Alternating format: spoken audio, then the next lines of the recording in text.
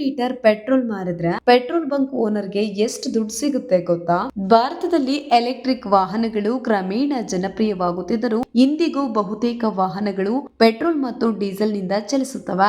Petrol ನ ಬೆಲೆ ಇತ್ತೀಚಿನ ದಿನಗಳಲ್ಲಿ ಸ್ಥಿರವಾಗಿದ್ದರೂ ಕೆಲವು ಕಾಲದ ಹಿಂದೆ ಪ್ರತಿದಿನ ಬೆಳಗ್ಗೆ ಇದರ ಬೆಲೆಯಲ್ಲಿ ಏರಿಳಿತ ಕಂಡು ಬರ್ತಿತ್ತು. ವಿವಿಧ ರಾಜ್ಯಗಳಲ್ಲಿ ಸ್ಥಳೀಯ ತೆರಿಗೆ, ಸಾರಿಗೆ ಶುಲ್ಕ ಮತ್ತು ಇತರ ಶುಲ್ಕಗಳು ಭಿನ್ನವಾಗಿರುವುದರಿಂದ ಪೆಟ್ರೋಲ್ ನ ದರವು ರಾಜ್ಯದಿಂದ ರಾಜ್ಯಕ್ಕೆ ಬದಲಾಗುತ್ತದೆ.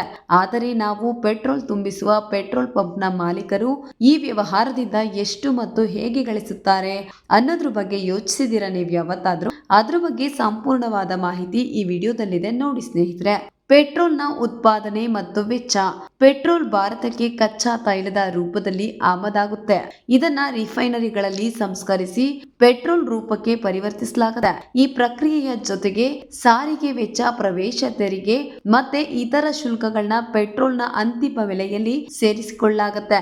ಈ ಎಲ್ಲಾ ವೆಚ್ಚಗಳನ್ನ ಗಣನೆಗೆ ತೆಗೆದುಕೊಂಡು ಪೆಟ್ರೋಲ್ ನ ಚಿಲ್ಲರೆ ಬೆಲೆಯಲ್ಲಿ ನಿಗದಿಪಡಿಸಲಾಗುತ್ತೆ. ಪೆಟ್ರೋಲ್ ಪಂಪ್ ಡೀಲರ್ಗಳ ಕಮಿಷನ್. ಕೇಂದ್ರ ಸರ್ಕಾರವು ಪೆಟ್ರೋಲ್ ಪಂಪ್ ಡೀಲರ್ ಗಳಿಗೆ ಪ್ರತಿ ಲೀಟರ್ ಪೆಟ್ರೋಲ್ಗೆ ಸುಮಾರು 3.66 ಈ ಕ್ರಮವು ಫೆಡರೇಷನ್ ಇಂಟರ್ನ್ಯಾಷನಲ್ ಆಟೋಮೊಬೈಲ್ ಮಾಹಿತಿಯ ಪ್ರಕಾರ ಈ ಕಮಿಷನ್ ದರವು 2023ರ ಆಧಾರದ ಮೇಲೆ ಇದ್ದು ಕಾಲ ಕಾಲಕ್ಕೆ ಬದಲಾವಣೆಗೊಳ್ಳಬಹುದು. ಇದೇ ರೀತಿ ಪ್ರತಿ ಲೀಟರ್ ಡೀಸೆಲ್ಗೆ ಡೀಲರ್ಗೆ ಸುಮಾರು 1.85 ಕಮಿಷನ್ ಲಭಿಸುತ್ತದೆ. ಈ ದರಗಳು ಸರ್ಕಾರದ ನೀತಿಗಳಿಗೆ ಮತ್ತು ತೈಲ ಕಂಪನಿಗಳ ನಿರ್ಧಾರಕ್ಕೆ ಒಳಪಟ್ಟಿರುತ್ತವೆ.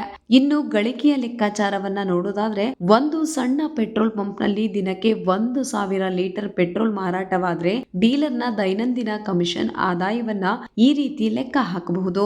ಉದಾಹರಣೆಗೆ 1,000 ಲೀಟರ್ ಇಂಟು 3.66 ಈಕ್ವಲ್ಸ್ ಟು 3,660 ದೈನಂದಿನ ಕಮಿಷನ್. ಒಂದು ತಿಂಗಳಿಗೆ ಇದು 30 ದಿನಗಳನ್ನ ಆಧರಿಸೋದಾದ್ರೆ ಈ ಆದಾಯವನ್ನ ಲೆಕ್ಕಾಚಾರ ಮಾಡಿದ್ರೆ 3,660 ಇಂಟು 30 ಈಸ್ ಈಕ್ವಲ್ಸ್ ಟು 1,09,800 ರೂಪಾಯಿ ಮಾಸಿಕ ಕಮಿಷನ್ ಆಗಿರುತ್ತೆ ಅವರದು. ಇದೇ ರೀತಿ ಡೀಸೆಲ್ ಮಾರಾಟದಿಂದ ಕೂಡ ಹೆಚ್ಚುವರಿ ಆದಾಯ ದೊರೆಯುತ್ತೆ. ಉದಾಹರಣೆಗೆ 1,000 ಲೀಟರ್ ಡೀಸೆಲ್ ಮಾರಾಟವಾದ್ರೆ 1,000 litre into 1.85 is equals to 1,850 ರೂಪಾಯಿ ಆಗಿರುತ್ತೆ. ಹಾಗಿದ್ರೆ ದೈನಂದಿನ ಕಮಿಷನ್ ಹೇಗಿರುತ್ತೆ ಅಂದ್ರೆ 1,850 ರೂಪಾಯಿ ಇಂಟು 30 ರೂಪಾಯಿ ಈಸ್ ಈಕ್ವಲ್ಸ್ ಟು 55,500 ರೂಪಾಯಿ ಮಾಸಿಕ ಕಮಿಷನ್ ಆಗಿರುತ್ತೆ. ಒಟ್ಟಾರೆಯಾಗಿ ಒಂದು ಸಣ್ಣ ಪೆಟ್ರೋಲ್ ಪಂಪ್ ನಿಂದ ಪೆಟ್ರೋಲ್ ಮತ್ತು ಡೀಸೆಲ್ ಮಾರಾಟದ ಕಮಿಷನ್ ನಿಂದ ಗಣನೀಯ ಆದಾಯ ಗಳಿಸಬಹುದು.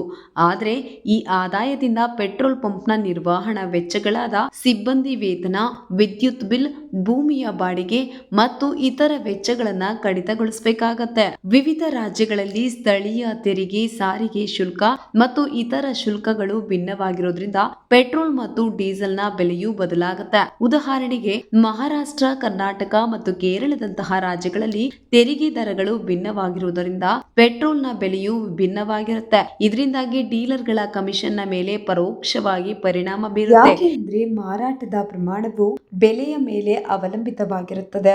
ಪೆಟ್ರೋಲ್ ಪಂಪ್ ಡೀಲರ್ಗಳು ಕೇಂದ್ರ ಸರ್ಕಾರ ಮತ್ತು ತೈಲ ಕಂಪನಿಗಳಿಂದ ಪ್ರತಿ ಲೀಟರ್ಗೆ ನಿಗದಿತ ಕಮಿಷನ್ ಮೂಲಕ ಗಳಿಕೆ ಮಾಡ್ತಾರೆ. ಒಂದು ಸಣ್ಣ ಪೆಟ್ರೋಲ್ ಪಂಪ್ ನಿಂದ ದಿನಕ್ಕೆ ಸಾವಿರಾರು ಲೀಟರ್ಗಳ ಮಾರಾಟವಾದ್ರೆ ಗಣನೀಯ ಆದಾಯ ಗಳಿಸಬಹುದು. ಆದರೆ ನಿರ್ವಹಣಾ ವೆಚ್ಚಗಳು, ಸ್ಥಳೀಯ ತೆರಿಗೆಗಳು ಮತ್ತು ಮಾರುಕಟ್ಟೆಯ ಏರಿಳಿತಗಳು ಈ ಗಳಿಕೆಯ ಮೇಲೆ ಪರಿಣಾಮ ಬೀರುತ್ತವೆ. ಈ ವ್ಯವಹಾರವು ಲಾಭದಾಯಕವಾದರೂ ಸರ್ಕಾರದ ನೀತಿಗಳು ಮತ್ತು ಕಮಿಷನ್ ದರದ ಬದಲಾವಣೆಗಳಿಗೆ ಆದಾಯದ ಮೇಲೆ ಗಮನಾರ್ಹ ವ್ಯತ್ಯಾಸವಾಗಬಹುದು.